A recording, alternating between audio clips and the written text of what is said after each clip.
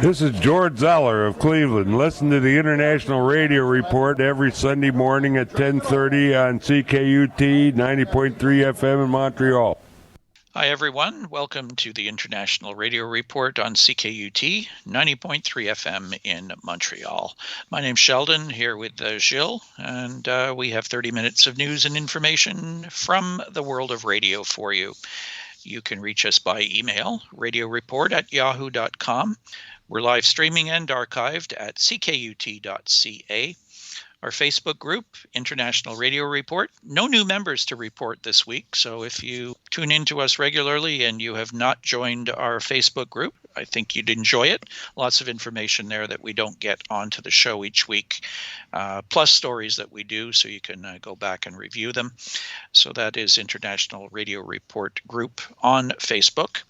And our YouTube channel, where you can go and catch the show at your convenience. That is also International Radio Report on YouTube. And we have 710 subscribers there. You can subscribe if you like. We have a new way to access the YouTube channel, Gilles, I think. YouTube has started something called handles. So you have the @ symbol that now actually can be used to go directly to a channel. So the International Radio Report, I've actually shortened the handle to IRR. So if you want to go to International Radio Report, you don't have to write the whole name. You can just do youtube.com/@IRR, and it works. Oh, great. That's much easier than typing out, especially if you're not a speed typist and you got to poke International Radio Report. Take you a while to do it. So yeah, that's good. So youtube.com, you still need the slash though. Yeah. Yeah. So youtube.com/@IRR. Yep. For the show, and that'll get you to our YouTube channel. Okay, so that's great. All the ways that you can reach us and listen to the show as well when it's convenient for you. So we will start off with some sad news, and if you've been a DXer for a short time, long time, doesn't really matter. I'm sure many of you have come across the name of Dario Monferini. Unfortunately, we received word of his passing this week. It came from Ron Norton of Nexus. He reports, with a heavy heart, we say goodbye to Dario Monferini, a member of the Nexus, IBA, and IRRS family of listeners and supporters for over 30 years. Dario passed away after a long illness in the early morning of Monday, October the 17th. Dario was also an integral part of to their small business and passionate group of listeners and DXers. He was more than just a friend and supporter. He became a close friend to us at Nexus IBA. After such a tragic event, it's hard to stay positive, but we can't help but remember all the laughs and faces he brought to our lives while we were blessed with having him around. His funeral was held in Milan, Italy on Thursday, October the 20th. They have been remembering him on the air, repeats of his special editions of the Play DX show, which were broadcast by IRRS from 1989 and 1990. They were replayed over the weekend of the 21st to the 23rd, and they will be repeated again this weekend, 28th to the 30th, at various times on shortwave, medium wave, and also streaming. In addition, a special broadcast was aired on Saturday, October the 22nd, and will air again on October the 29th from 08 to 09 UTC on 9510 kilohertz.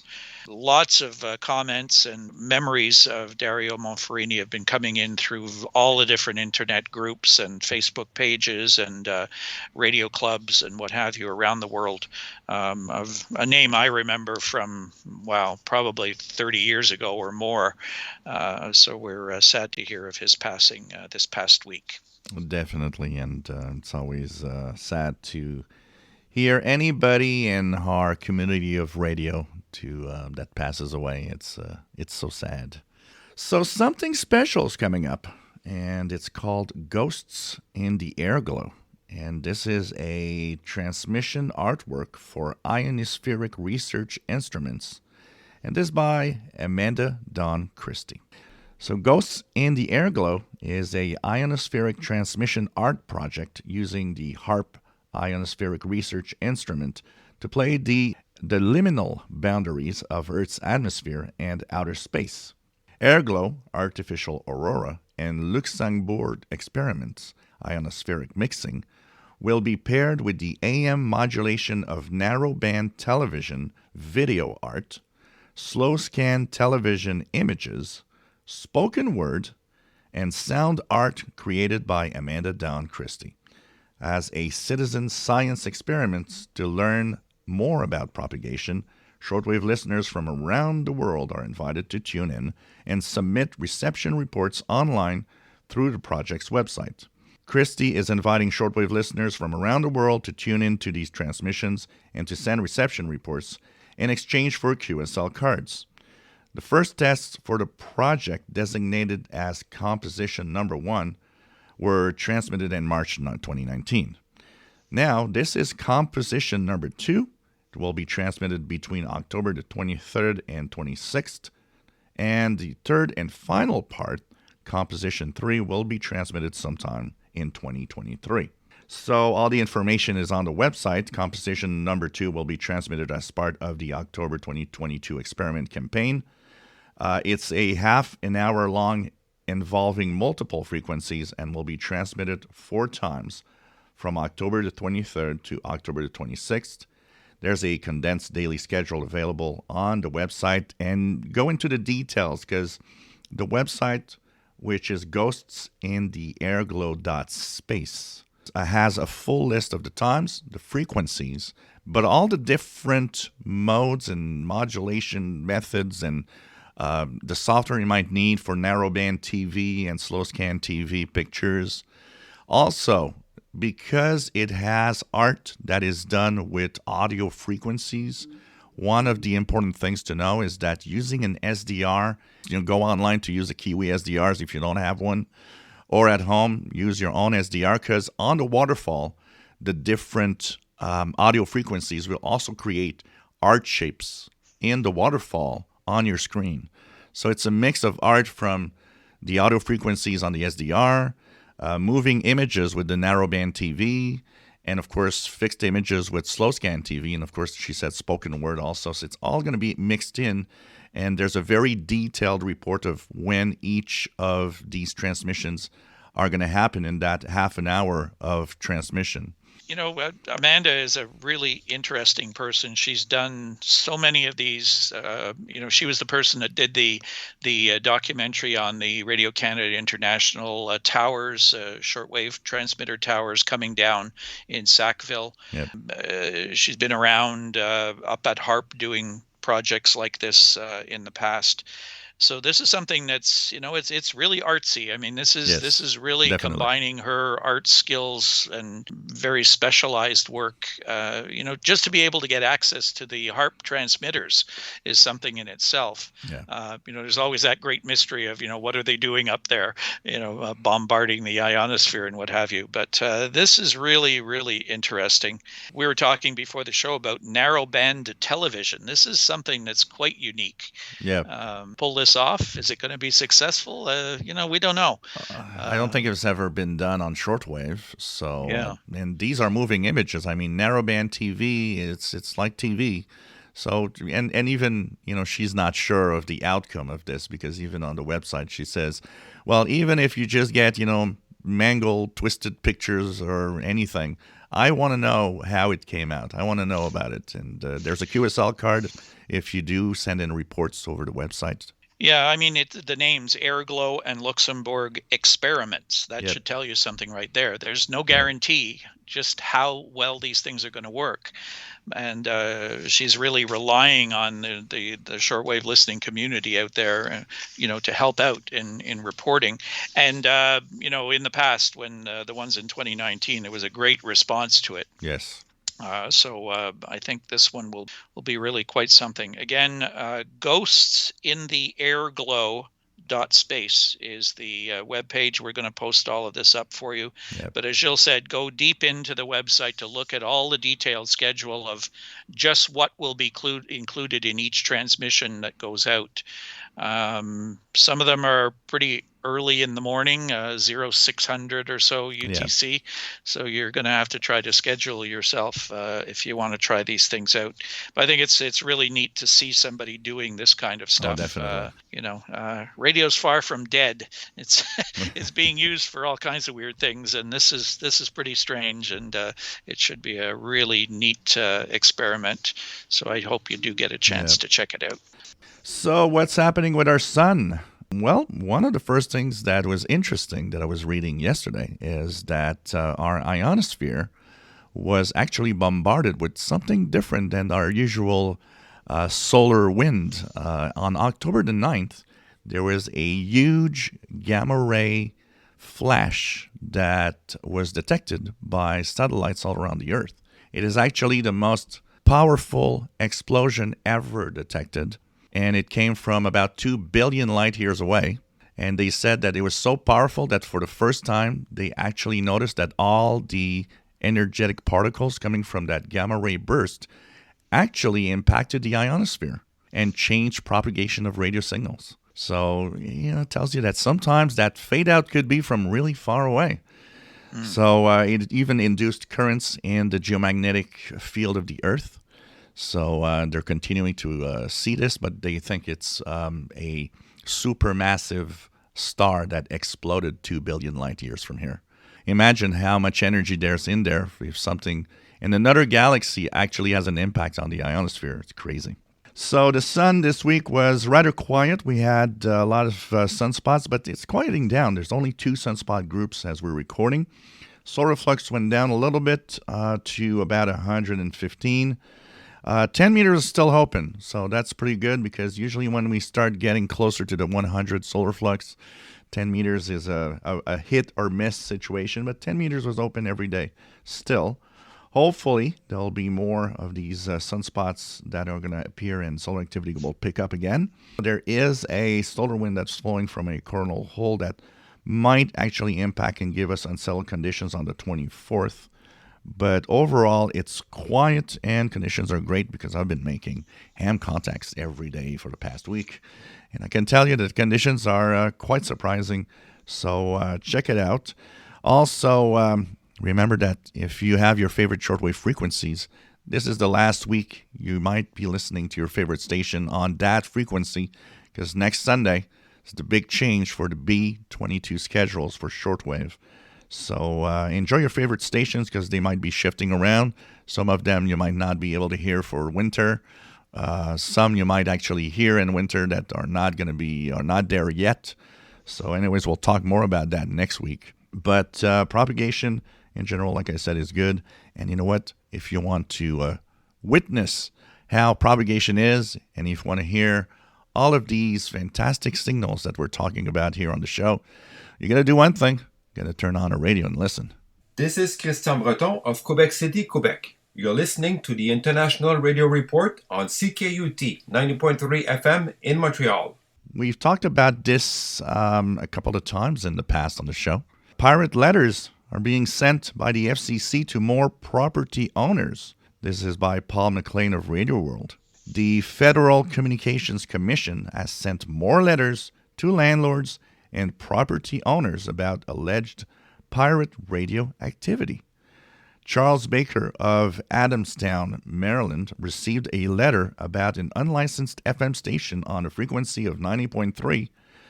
Adamstown is near Frederick, Maryland, an outlying suburb of Washington, D.C. Tammy Jones of Kittanning, Pennsylvania, got one about a signal on 87.9 in that community, which is northeast of Pittsburgh. Like other recent letters that the Enforcement Bureau has sent, these informed the recipients that owners of properties found to harbor radio pirates could face financial penalties of more than $2 million. If you can't reach the pirate themselves, how about reaching for the people that own the land or the buildings? So I'm sure that some of them probably are very surprised about the letters they're getting. Yeah, I think if they're owners that don't live on the premises, that they may not have any idea of something going on in their building, but they're being given the responsibility and the warning of if you don't find out about this and get it cleared up, that you could be in as much trouble as the pirate themselves. Yep. So again, these are FM. We're not talking shortwave pirates, No. which, they're in a different league, sort of. It's the FM pirates that are broadcasting on frequencies where other licensed stations may be, or they are possibly interfering with adjacent signals or what have you of commercial stations. So interesting that these ones are on the low end of the FM spectrum, 87.9 and 90.3. Yep. If somebody was doing that here, they'd be interfering with us. Definitely. So this is a new way that the FCC is hoping to cut out some of this activity. So wouldn't want to pay $2 million, that's for sure. That's for sure. We take you over next to Russia, well, actually to Germany with a Russian connection. And the headline from NDTV via Mike Cooper and Glenn Hauser's World of Radio. Russia's liberal radio station, Echo of Moscow, finds new home in Germany. This comes from Berlin. Taken off air shortly after Russia's invasion of Ukraine, the liberal Echo of Moscow radio station has found a new home in Berlin, from where it has resumed the fight back against President Vladimir Putin's propaganda. Echo Moskvy Radio, considered one of the last independent voices in Russia, in early March joined the ranks of media outlets forced to halt operations in the face of an unprecedented crackdown by the Kremlin over coverage of the war. A number of the station's employees left Russia in the wake of the clampdown, including Deputy Editor-in-Chief Maxim Kurnikov, who has made a new life in the German capital, along with several former colleagues. Others have headed to Latvia, Lithuania, and Georgia. Despite being scattered across Europe, there was never a question of staying silent on the Ukraine conflict or events inside Russia. Since early this month, Kurnikov and his team have restarted their broadcasts on an app simply called Echo. It works just like a radio, Kurnikov told Agence France Presse, claiming that the app was fast becoming one of the top downloads in Russia. Russian authorities tried to block the app after a few days, but their efforts were successfully rebuffed, the 38-year-old added. The new outlet also brings content being produced on other platforms by former Echo of Moscow journalists under the same roof. Echo aims to broadcast live for 10 to 12 hours a day, with replays filling the rest of the airtime. We want to offer our audience a complete picture of what is happening in Russia, Kurnikov said. Around 20 journalists are currently working with Echo, and around 10 more people are expected to join in the near future. We see this in so many countries around the world where if you can't get the news out within the borders of the country, well, find some spots somewhere else and then find a way to get that same news into the country. It's interesting they've not been able to block the app. Yeah, it would be nice if they can maybe find, some sort of transmitter out there. There's a lot of transmitters in Germany. Maybe they could find somewhere where they could get some time and actually put a radio signal out on the air as well, which would be nice. But, you do it whatever way you can and hope that as many people can get to it as possible. Probably some real news out to some people that are listening in Russia. Well, we always wrap up our show with the upcoming ham radio contests and events. This weekend, though, coming up next weekend, we only have one, and there's a reason for that. It's probably one of the biggest DX contests of the year. It's the CQ Worldwide DX Contest, the SSB portion. So this is the voice portion of the contest. It runs for 2 full days, 0000 Zulu October 29th through 2359 Zulu October the 30th, organized by CQ. And the objective is for amateurs around the world to contact as many other amateurs in as many CQ zones and countries as possible.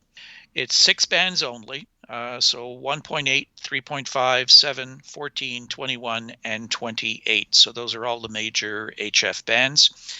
Observance of established band plans is also strongly encouraged. So this is SSB. They don't want people venturing down into CW portions, I should say. They don't want them, overlapping with that. So it is SSB. We are going to post the rules of the contest, but this is a great contest, whether you're a ham or just a shortwave listener Yep. as well. I know our CIDX club, many years ago, we used to run a listening contest on the ham bands during the CQ Worldwide contest. We haven't done that for a long time. Maybe we'll consider doing that again in the future.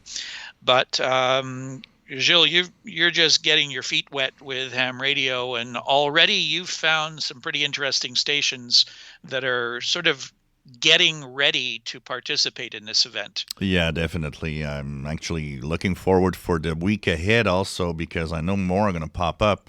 I caught a few. One was from Nicaragua, and he was actually mentioning to the ham just before my contact that I did with him that last year he was very last minute. It just ended up bad for him doing the contest. So this year he's actually in advance. He says he's practicing making contacts with ham operators so that it'll be ready for the contest. There was another one also that was participating, making contacts and saying, well, I'm also kind of getting ready for the contest in his ham radio in Germany. And I heard a lot of Caribbean islands. I heard St. Kitts, Nevis. There was this guy in Barbados that seemed to also be one of those contesters trying to, just get a hang of it so that he'll be ready for the contest next week. If you're a listener, one of the things I used to do with this contest, put down all the countries that I've been able to hear on that weekend. It's kind of fun because even though you're not having a great conversation with these contests, it's exchange of contacts. But what's fun about it is first there's activation of countries you'll never hear on shortwave usually, almost makeshift countries in the amateur radio world also from time to time, just by tuning in. And I know a lot of listeners that have these radios have a hard time tuning SSB. It'll be a good test also at the same time, kind of getting the hands-on tuning single sideband signals correctly. It's a perfect way to learn. So if you're a listener, I think it's a lot of fun. Yeah, I'd recommend you go online as well and get a list of the DX prefixes because during this contest, a lot of stations get permission to use a special prefix in their call sign. And the reason they do that is they want something that's going to stand out in these big pileups because you're going to find that it's completely crazy on the ham bands. I mean, it's just the advantage of not being a ham here and just as a listener is that you don't have to sift through the pileups. You can hear the station, log it, bang, and go on to the next one. You're going to hear some guys wanting to make contact with a rare station, rare country. They'll be sitting there sometimes for a long period of time trying to get through the pileup of stations. So you have a bit of an advantage as a listener that you hear it, you log it, and you move on. But if you're trying to make the contact as a ham, it's tricky. It can be very time consuming, especially when you're trying to make as many contacts as possible in that 48-hour window. A couple other little tips that you might want to use is to use the DX spotting sites. These reflectors telling you that certain stations are active. There's a number of them out there. If you just put a search in for DX spots or DX clusters, you'll see a bunch of websites that come up that show you who's on the air sort of in real time with the frequencies and the call letters, and some mention the name of the country as well. A lot of those islands you were talking about and some of the rare spots are actually Americans who spend a lot of money to go and get a license in those countries, put a special call on the air. You got a special prefix. You're going to stand out in the crowd and you're going to be able to make a lot more contacts. So they move around a lot. They move from band to band. You might hear the same station with multiple operators. So you may hear the same calls at the same time on different bands, but it's different operators. These are called multi-op operations. If you've never experienced it before, though, Gilles, this will be a real test for you. A major contest of this kind, it's going to be pretty crazy for 48 hours. Yep. And if you want to identify a little more of the stations, also you can go to curazed.com, curazedcq.com. These two websites, you enter the call signs you hear. Yeah, some people, go really heavy into this, spend a lot of money to get set up in these rare spots. And, of course, everybody hopes that propagation is good. And there's different windows that open. Like you'll here in North America, it's often difficult to get Japanese or Yeah. a limited number of Chinese hams. But you get these little windows during the day at certain hours where, propagation is good between us and places like that. So countries that, other than a big contest like this, you very seldom hear. So a lot of that. Another interesting element that some of the big stations use, you'd wonder 48 hours, you're going to lose your voice. Well, they record their CQ call. And it's built into their transceivers, and they're just repeating it. So if it sounds very robotic at times, it's not the actual operator repeating that every time. They have a little recording. He lets that run 2 or 3 times, then listens to who's coming back. Split operations is another thing where the station is listening on one frequency and looking for calls on another, making his calls on another. So it's a challenge. I think you'll just have fun hearing all these hams on the air. Tune around the bands and check it out. Of course, the lower bands, the 160 meter and the 80 meter and the 40 meter, you're going to need lower sideband. And for 20 meters, 15 meters, and 10 meters, you're going to need upper sideband. And a little hint here for 2 little special event stations that I've been hearing, and I know they're going to go this week also. I've been trying to contact them. I've not been successful yet. One for the FIFA soccer. There's a special event station in Qatar that's been every evening on 40 meters. And there's also a Russian contest group that is operating out of Benin in Africa. Oh, wow. Okay. And I've been trying that one. I'm not successful yet. So, and there's a South African station every night, also on 40 meters that I've been trying. So these are... You had a nice contact with San Marino. San Marino, yeah. Yeah, on 40, was that 40 meters? 40 meters, yep. Yeah, that's a small, one of those tiny little places out there on the planet where you don't hear much ham activity from. But I'm pretty sure that station's probably getting geared up for next weekend. Oh, yeah. There's that sweet spot. I've noticed that past local Montreal, past 11 p.m., which is 03 UTC. 40 meters has some interesting stuff in there. There's the Africans that are some of the Africans because, it's like sunrise. And there's also some Europeans, like early risers. So a lot of Europeans kind of waking up and making a few contacts before work. And, of course, the darkness pad, there's a lot of Central South American stations also you can get. Pretty interesting. Yeah, you really got to sort of tune around. Sometimes you're hearing stations in places, in times of day where you don't expect them to be. It's there's just so many people doing this contest that there's always some nice surprises. So again, it's October 29th and 30th, 0000, October 29th to 23:59, October the 30th. Just look up CQ Worldwide DX Contest. You'll find all kinds of information about it. We'll put the rules and regulations up on our Facebook page for you. And we are all out of time. All right. Have a good week, everybody. Enjoy the contest if you're participating or listening. And if you hear anything interesting about radio, I did want to squeeze in one quick thing for Montreal listeners or medium wave DXers. 9:40 a.m. in Montreal. We've reported from Gilles Michaud here in Montreal over the last few nights.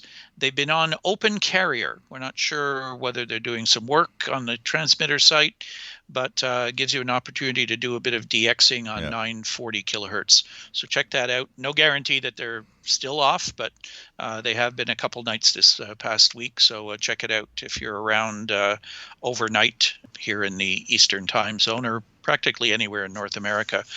Not a lot of stations on that frequency, so it might be an opportunity for you. So enjoy, have a good time with your radio, and we'll talk to you again next week on the International Radio Report on CKUT 90.3 FM in Montreal. Bye-bye for now. Bye-bye.